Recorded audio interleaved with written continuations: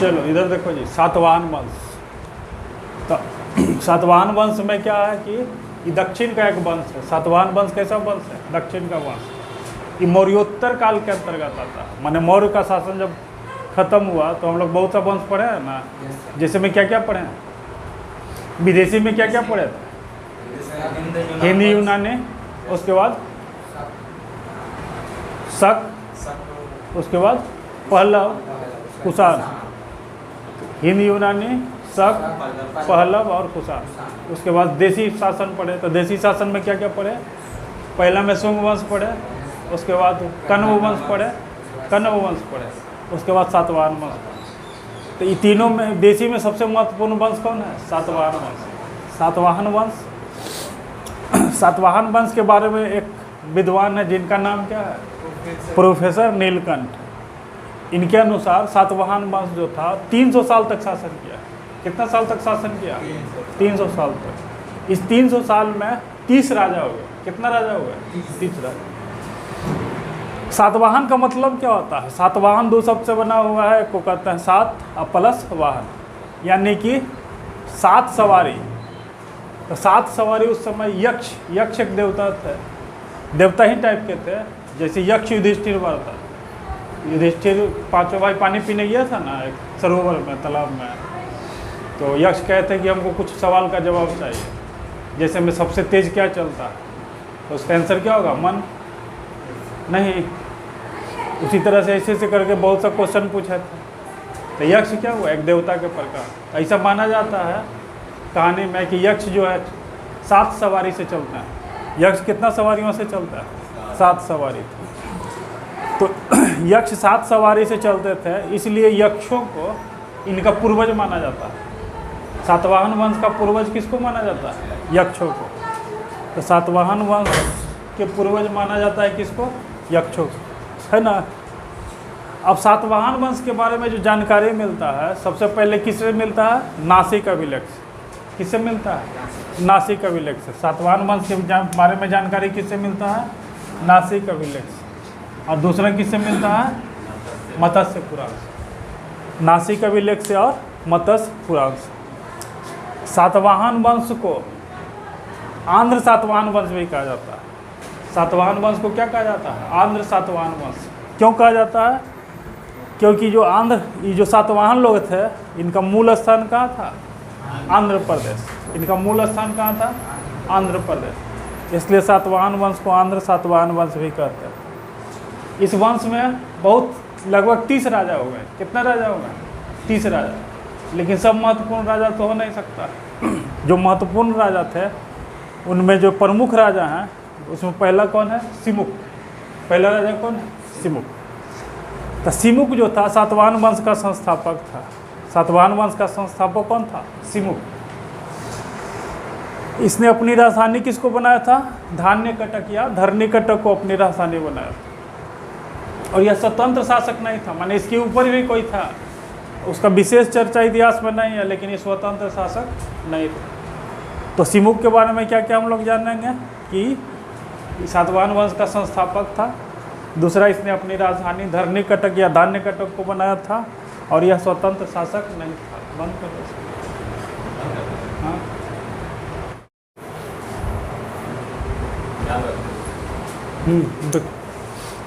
तो सातवाहन वंश का दूसरा महत्वपूर्ण शासक कौन था? सातकर्णी प्रथम, जो कब से कब तक था? 70 BC से लेकर के 60 BC तक। इससे पहले हम लोग पढ़े थे वो कौन शासक था? सिमुक। सिमुक स्वतंत्र शासक नहीं था। उसके बाद भी जो आया स्वतंत्र शासक नहीं था। ये पहला स्वतंत्र शासक था। तो यह इस वंश का क्या था? पहला स्वतंत्र शासक। इसने चूंकि दक्षिण का राजा है ना, सातकर्णी प्रथम, चाहे सातवाहन वंश दक्षिण का ही वंश, एकदम दक्षिण नहीं है लेकिन लगभग दक्षिण का राजवंश है। इसलिए इसने दक्षिणा पथपति, दक्षिण से हुआ दक्षिणा पथपति और अप्रतिहत चक्र की उपाधि धारण किया था। पूछा गया क्वेश्चन, अप्रतिहत चक्र की उपाधि कौन धारण किया था? सातकर्णी प्रथम। इसने अपनी स्थिति को मजबूत करने के लिए अमीय वंश की राजकुमारी नैनिका, अपनी स्थिति को मजबूत करने के लिए क्या किया था? पहले हर्यक वंश में भी बहुत सारे राजा थे ना, जो अपनी स्थिति को मजबूत करने के लिए बहुत से शादी किया थे, नहीं था? बिम्बिसार सब था ना। तो इसने भी अपनी स्थिति को मजबूत बनाने के लिए अमीय वंश की राजकुमारी का नाम क्या था? नैनिका से विवाह किया। और बाद में नैनिका ने एक अभिलेख जारी किया था। उस अभिलेख को क्या कहते हैं? नानाघाट अभिलेख। चूँकि नानाघाट कोई उस समय जगह था, उसी जगह पर यह अभिलेख लगाया गया था, इसलिए इस अभिलेख को क्या कहते हैं? नानाघाट अभिलेख। यहाँ तक याद रहेगा।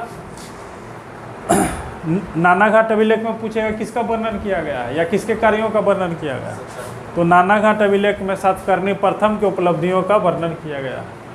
नानाघाट अभिलेख में किसका वर्णन किया है? सातकर्णी प्रथम के उपलब्धियों का उल्लेख किया गया है। सातकर्णी प्रथम ने गोदावरी नदी के किनारे, दक्षिण में एक नदी है जो कि बड़ी महत्वपूर्ण नदी है, इसको दक्षिण की बड़ा पवित्र नदी है जिसको गोदावरी नदी कहते हैं। तो सातकर्णी प्रथम ने गोदावरी नदी के किनारे एक नगर का निर्माण करवाया था जिसको कहते हैं प्रतिष्ठान नगर। तो गोदावरी नदी के किनारे प्रतिष्ठान नगर का निर्माण कौन करवाया था? सातकर्णी प्रथम। और उसी को अपना राजधानी बना लिया, यानी कि प्रतिष्ठान को ही अपना क्या बना लिया था? राजधानी बना लिया था। इसने 2 अश्वमेध याग, अश्वमेध याग मतलब जो घोड़ा छोड़ा जाता है, लव कुश वाला, लव जहाँ तक घोड़ा जाएगा वो क्या हो जाएगा? उसका पूरा क्षेत्र उसका हो गया। अगर किसी के क्षेत्र में घुसा, वो कहेगा कि नहीं, रोकेगा, तो जैसे ही रोकेगा घोड़ा को वैसे क्या होगा? युद्ध होगा। युद्ध में अगर यज्ञ करने वाला जीत गया तो और घोड़ा आगे बढ़ते जाएगा, बढ़ते जाएगा। और कहीं दूसरा आदमी रोक दिया, जिसका वो क्षेत्र है रोक दिया, और वो अगर जीत गया तो वहीं तक उसका राज्य सीमित हो जाएगा। नहीं समझे? इसलिए अश्वमेध यज्ञ करवाया जाता है। और राजसूय यज्ञ, मुकुट उकुट पहनता था, हाँ, राजा एक यज्ञ करवाता था उस तरह से, उसको क्या कहते हैं? राजसूय यज्ञ। समझे? इसके बाद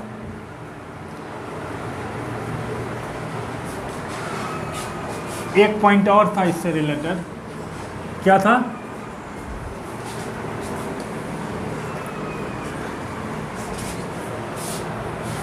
इसके बाद था कि इसकी मृत्यु के बाद इसकी पत्नी ने, नैनिका ने,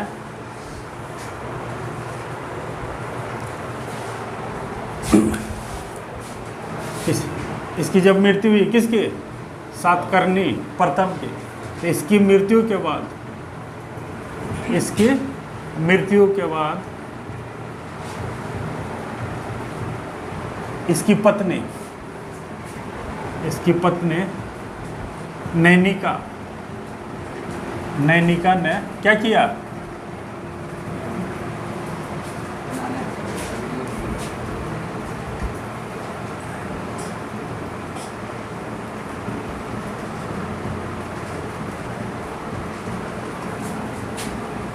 आगे का शासन कार्य संचालित किया। वही ना किया जी? आगे का शासन कार्य संचालित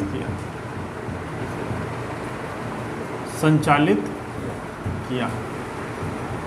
इसका मतलब यह हुआ कि सातकर्णी प्रथम की मृत्यु पहले हुई थी और उसकी पत्नी की मृत्यु क्या हुआ? बाद में। तो जब सातकर्णी प्रथम का मृत्यु हो गया तो इसकी पत्नी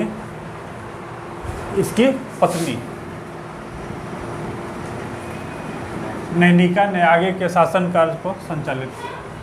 ये किससे रिलेटेड है? सातकर्णी प्रथम से। बंद कर सातकर्णी प्रथम। चलो जी, अगला जो राजा था, अगला जो महत्वपूर्ण राजा था उसका नाम क्या है? हॉल। अगला जो महत्वपूर्ण राजा थे उनका नाम क्या था? हॉल। ये 20 से 24 एडी तक रहे हैं। कहाँ से कहाँ तक रहे हैं? 20 से 24 एडी तक। ये जो थे सातवाहन वंश के 17वां राजा थे। कैमा राजा था? 17वां। तो यह सातवाहन वंश का 17वां शासक था हॉल। इसका एक सेनापति था जिसका नाम था क्या? विजयानंद। इसके सेनापति का नाम क्या था? विजयानंद। और ये विदेश यानी कि श्रीलंका को जीत लिया था, यानी कि मजबूत। इसलिए इसको पढ़ते हैं तो हम लोग महत्वपूर्ण शासक ही ना पढ़ रहे हैं। तो विदेश को भी जीत लिया था कौन? हॉल का सेनापति विजयानंद श्रीलंका को जीत लिया था। अब पहले हम लोग जानते हैं कि पहले जब भी 2 राजा में लड़ाई होता था जो हार गया उसका बेटी जो जीत गया वो उससे विवाह हो जाएगा। जनरल 99% केस में क्या होता था, यही होता था, जो हार गया उसके बेटी का विवाह, जो राजा जीता उससे हो जाता था। तो यहाँ पर श्रीलंका हार गया था, तो श्रीलंका की जो राजकुमारी थी उसका नाम क्या था, लीलावती। श्रीलंका की राजकुमारी का नाम क्या था, लीलावती। लीलावती का विवाह किसके साथ हो गया, हाल के साथ हो गया। लीलावती का विवाह किसके साथ हो गया, हाल के साथ। हाल एक पढ़ा लिखा आदमी भी था, विद्वान था, वो एक ग्रंथ की रचना की है। हाल ने गाथा सप्तशती ग्रंथ, ये क्या है, ग्रंथ की रचना की थी। हाल ने गाथा सप्तशती ग्रंथ की रचना की थी। इससे इतना इम्पोर्टेंट बात किससे है, हाल से। इसके बाद जो अगला शासक है, ये अभी तक के सबसे महत्वपूर्ण शासक, गौतमी पुत्र सातकर्णी, अभी तक का क्या है, सबसे महत्वपूर्ण राजा। तो यह सातवाहन वंश का सबसे महत्वपूर्ण शासक था। कौन, गौतमी पुत्र सातकर्णी। ये 106 से लेकर के 130 ईस्वी तक रहा। 106 से लेकर के कितना ईस्वी तक रहा, 130 ईस्वी तक। क्वेश्चन बड़ी इंपॉर्टेंट यहाँ से पूछा जाता है, कितना बार परीक्षा में आया, पूछेगा कि बताइए कि ऐसा कौन सा वंश है या ऐसा कौन सा राजा है जो अपने नाम के साथ अपने माँ का नाम जोड़ता था। तो यह पहला शासक था, कौन, गौतमी पुत्र सातकर्णी, जिसने अपनी माँ का नाम अपने नाम के साथ जोड़ने की प्रथा चलाई थी। ऐसा कौन सा शासक है जो अपने नाम के साथ अपनी माँ के नाम को जोड़ने की प्रथा चलाई थी, गौतमी पुत्र सातकर्णी, जो कि सातवाहन वंश का था। टेस्ट में क्वेश्चन ही सब रहेगा, समझ में आया। हाँ, कौन, इसके बारे में नहीं दिया हुआ है कि क्या मारा जाता। इसके बाद इसकी माँ गौतमी, इसकी माँ का नाम क्या था, गौतमी बलश्री। तो यही देखो, इसका माँ का नाम कहाँ आ गया है, गौतमी, यहाँ आ गया है ना। आगे का अधिकतर राजा है ना, उसके नाम के आगे उसके माँ का नाम लग जाता था, यही प्रथा शुरू कर दिया था। तो इसके माँ का नाम क्या था, गौतमी बलश्री। ये भी पढ़ी लिखी, पहले राजकुमारी है ना रहेगी, ये भी पढ़ी लिखी महिला थी। ये भी एक अभिलेख जारी की, जिस अभिलेख को नासिक में लगवाया गया था, इसलिए इस अभिलेख को क्या कहते हैं, नासिक अभिलेख। नासिक अभिलेख कौन जारी किया था, गौतमी बलश्री ने नासिक अभिलेख को जारी किया था। आई पूरा जो सातवाहन वंश है, ब्राह्मण, सब राजा क्या है, ब्राह्मण राजा। पंडित जी, तो इसे किसे, गौतमी पुत्र सातकर्णी को अद्वितीय ब्राह्मण भी कहा जाता है। गौतमी पुत्र सातकर्णी को क्या कहा जाता है, अद्वितीय ब्राह्मण भी कहा जाता है। बंद कर दो जैसे, गौतमी पुत्र सातकर्णी को क्या कहा जाता है। चलो देखो इधर, इससे पहले हम लोग किसके बारे में पढ़ रहे थे, अभी किसके, नहीं अभी किसके बारे में हम लोग पढ़ रहे हैं, अरे किस राजा के बारे में पढ़ रहे हैं, गौतमी पुत्र सातकर्णी। गौतमी पुत्र सातकर्णी, इसके बारे में बहुत सारी चीज़ अभी हम लोग देखे हैं ना जी। अब उसी के आगे बढ़ाते हुए अगला जो पॉइंट है, नासिक अभिलेख कौन जारी किया था, गौतमी पुत्र सातकर्णी की माँ गौतमी बलश्री। तो पूछेगा नासिक अभिलेख में किस राजा का वर्णन है, या नासिक अभिलेख किस राजा से संबंधित। तो आंसर क्या होगा कि नासिक अभिलेख गौतमी पुत्र सातकर्णी से संबंधित। नासिक अभिलेख किससे संबंधित है, गौतमी पुत्र सातकर्णी से संबंधित, जिसमें उसके उपलब्धियों का वर्णन किया गया। समझ में आया, नासिक अभिलेख में गौतमी पुत्र सातकर्णी की उपलब्धियों का वर्णन है, जो उसकी माता गौतमी पुत्र सातकर्णी की माता गौतमी बलश्री के द्वारा स्थापित किया गया था। ये सबसे महत्वपूर्ण शासक है, गौतमी पुत्र सातकर्णी क्या है, सबसे महत्वपूर्ण शासक। महत्वपूर्ण इसीलिए है क्योंकि सबसे ज़्यादा क्षेत्र जीता था। इसके समय में राज्य का सबसे, इसके देश का सबसे ज़्यादा विकास हुआ, इसके क्षेत्र का क्या हुआ, सबसे ज़्यादा विकास हुआ। तो इसके समय में सबसे अधिक क्षेत्र का विस्तार हुआ था, इसलिए इसको एक उपाधि भी दिया गया है, त्रिसमुद्र पीतवाहन। त्रिसमुद्र पीतवाहन कहा गया, ज़्यादा क्षेत्र का विस्तार किया था, इसके लिए इसका कुछ अर्थ होता होगा, जिस त्रिसमुद्र, समुद्र होता है ना, 3 समुद्र से घिरा हुआ क्षेत्र था इसका जो क्षेत्र था ना 3 समुद्र को टच करता था, इसलिए इसको त्रिसमुद्र पीतवाहन कहा गया। इसने एक नया नगर बनाया था जिसका नाम था बेनकटक नगर। एक नया नगर बनाया था जिसका नाम क्या था? बेनकटक नगर। और नगर बनाया तो उसका स्वामी भी अपने रहेगा, तो अपने आप पे फिर एक उपाधि धारण किया था जिसको बेनकटक स्वामी कहते हैं। तो किस नगर का निर्माण करवाया? बेनकटक नगर का। और उपाधि क्या धारण किया? बेनकटक स्वामी। पहले भी बताए थे कि एक सिक्का था जिसमें सातकर्णी पर गौतमीपुत्र सातकर्णी ऐसे तलवार लिए हुए कि नहीं। और नहपान, शक वंश का शासक था नहपान, उसके पैर के पास झुका हुआ, और सिक्का में ये सब फोटो बनाया हुआ नहीं। तो इसने शक वंश के शासक नहपान को क्या किया? पराजित किया था और उसके सत्ता को समाप्त किया। किसने? गौतमीपुत्र सातकर्णी ने। बंद कर दीजिए। गौतमीपुत्र सात पुल्लुवामी 130 पुत्र वही उसकी मां का नाम। हाँ, वशिष्ठी पुत्र, आगे यही पर चलन चल गया। इसका ईस्वी सन क्या है? 130 से 154 ईस्वी। ईस्वी पूर्व नहीं है, ईस्वी। पुराणों में इसको क्या कहा गया? पुलोमा। वशिष्ठी पुत्र पुल्लुवामी को क्या कहा गया? पुलोमा। नेचुरल हिस्ट्री के विद्वान थे टोलमी कौन सा किताब लिखे हैं? Natural history.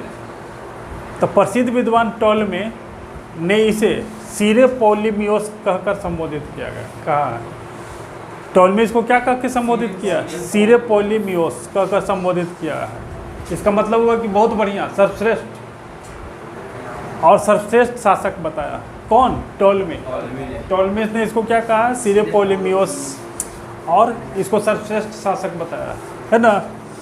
इसके समय में पुल्लुवामी के समय में पहले भी बताए थे, शक शासक रुद्रदामन था ना जी। शक शासक कौन था? रुद्रदामन। आक्रमण किया लेकिन हार गया। पुल्लुवामी इसको हरा दिया। किसको? रुद्रदामन को पराजित किया। लेकिन लड़ाई हुआ, पराजित हुआ, तो दोनों के बीच क्या हो गया? समझौता हो गया। और समझौता के अनुसार क्या हो गया? दोनों के बीच वैवाहिक संबंध हो गया। समझ में आया? दोनों के बीच क्या हो गया? वैवाहिक संबंध स्थापित हो गया। तो वशिष्ठी पुत्र पुल्लुवामी से संबंधित इतना बात है। ठीक है, इसको याद रखना है। बंद कर दो।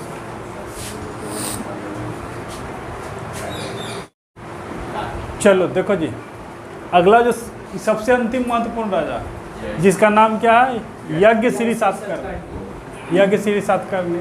इसका शासनकाल कब से कब तक था? 165 से लेकर के 194 ईस्वी तक, है ना। इसका शासनकाल कब से कब था? 165 से। तो इसके बारे में सबसे पहला पॉइंट क्या जानना है कि यह सबसे महत्वपूर्ण अंतिम शासक था। यह सब समझ में आया? यह अंतिम महत्वपूर्ण शासक, यह क्या था? अंतिम महत्वपूर्ण शासक। इसके बाद बहुत दिन तक जो चला है ये शासन, सातवाहन वंश, लेकिन उस समय कोई महत्वपूर्ण राजा नहीं हुआ था। इसलिए इसके बाद के काल को अंधकार का काल माना जाता है।